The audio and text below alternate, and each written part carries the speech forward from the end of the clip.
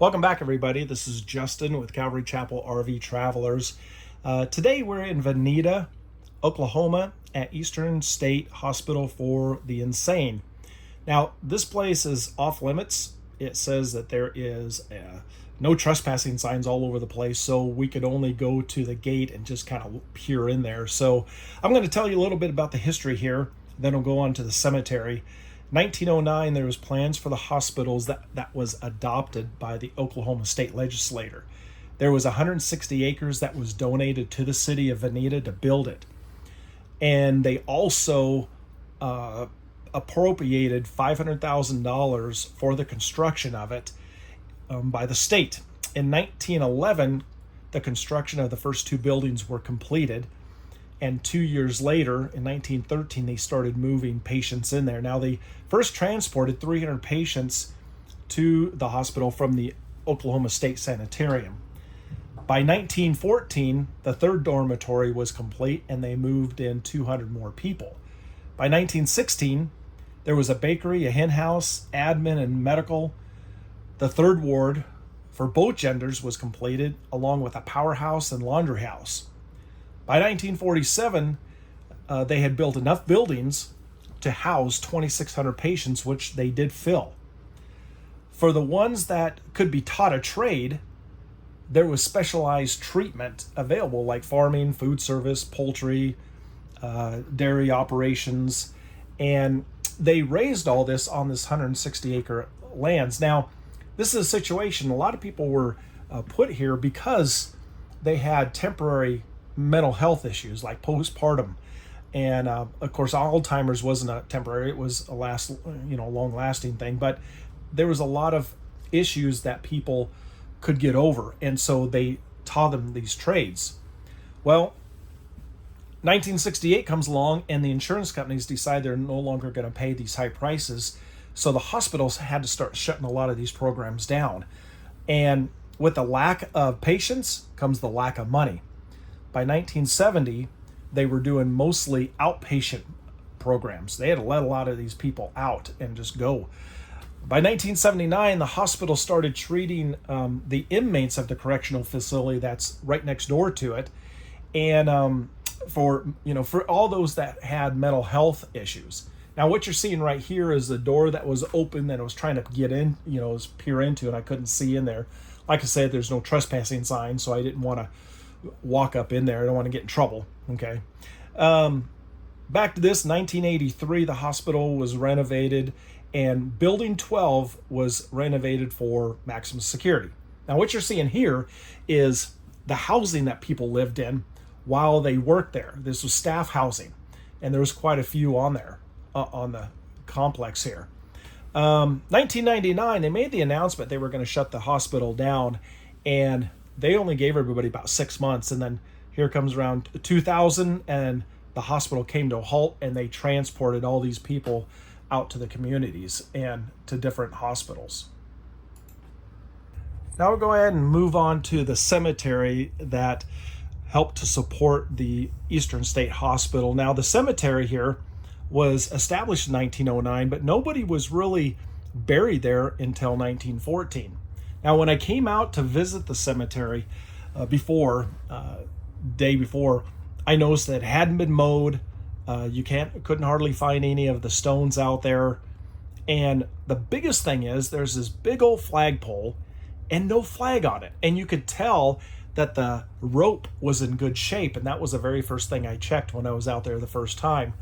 And I decided to grab one of my extra flags that I order 5 of them at a time from Amazon, and I grabbed one and brought it out and decided to raise it up there because, these people, and you're going to find out a lot today about the cemetery. It's going to make you kind of sad, but these people have literally been forgotten by most of the families. And in fact, there's a lot of unmarked graves, and families can't even find them.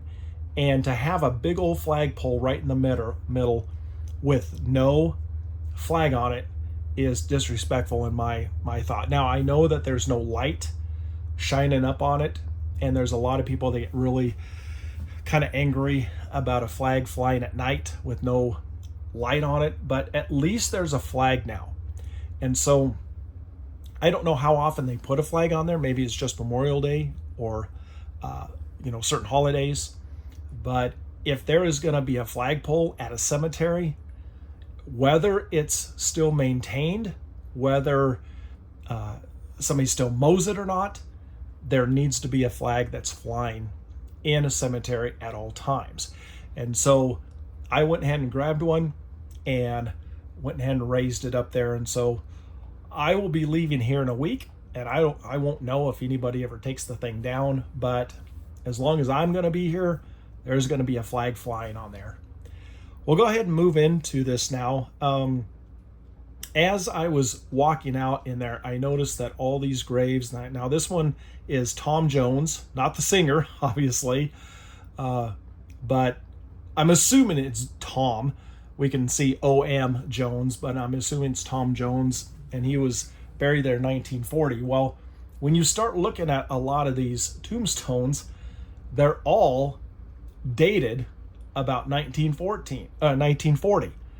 And there's a lot of them that didn't have any dates at all, barely their names. Some were just like initials, and you couldn't hardly see any of them. And so as I was going through there and doing research, there was one article on Facebook by Pushing Up Daisies, and what this person found out that nobody really knows how many bodies that are being buried out there, but their estimates was between 1,500 and 3,500 people that were buried out there.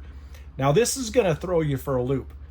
There was times when people would drop their family members off at the asylum, they would leave them there and forget them. And so when people would die, they would put them in the morgue, and when they'd get 6 to 7 people, they would go out, dig an 8-foot hole, and they would just put all 8 bodies or 7 bodies in that 8-foot hole and bury it and not mark it. So there's people buried out there all together, mass graves, with no idea of who these people are. So sad. There was also on that Facebook post, there was a guy by the name of James Tyner. 1985, he went out and he walked the graves and counted 71 names that were carved on the concrete blocks. Now, I found a picture and I pulled it up, and there's a lot more concrete graves out there when this place was pristine. Now, this picture is from 2006, and it looks a lot better than what you're seeing here. And as you can tell, you can see the picture there.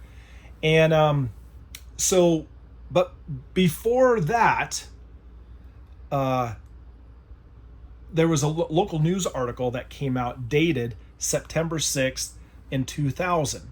And it stated that there were 1,548 graves there, and 1,172 were unmarked.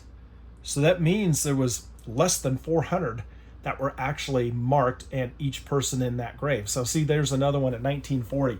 Everybody out there, other than personalized ones, people, family members that actually marked the graves for their family, they all say 1940. And so there's one there that you can see that somebody, the person was born in 1880 and died in 1927. And so that was done by a family member. In the same article that had came out, there was a judge, there was a lawsuit that went into, somebody was suing to be able to mark every grave. And the judge denied the order by saying that it had to be the patient that requested it or a family member that requested it. And the case was argued that just because these people were sick with an illness, a mental illness, didn't mean that they shouldn't have a grave marker. Their only crime was that they were ill mentally. And the judge sided with the argument that these people needed to be kept confidential for the family's sake. Now, in my opinion, that's terrible. If they know of where these people are and where they're at, they need to have a marker. There was a Boy Scout troop, Boy Scout, that actually his Eagle Scout project was to find these graves, not here, but back in the state of Washington, of all these veterans that had unmarked graves, and he found 6. And he had these tombstones made up, and he went and gathered the money up and raised the money and planted these tombstones, and these people had died back in the 50s. There was no family members left, but he believed that because they served our country, that they should have a tombstone. Now here's one here that shows just the date of death, but that was a family member that planted that, and they also recognized the other people of unmarked graves. Here's a person here that you can tell that family member did that. But the thing is, all these people deserve a grave, not a mass grave. That's like Nazi Germany. It's so sad.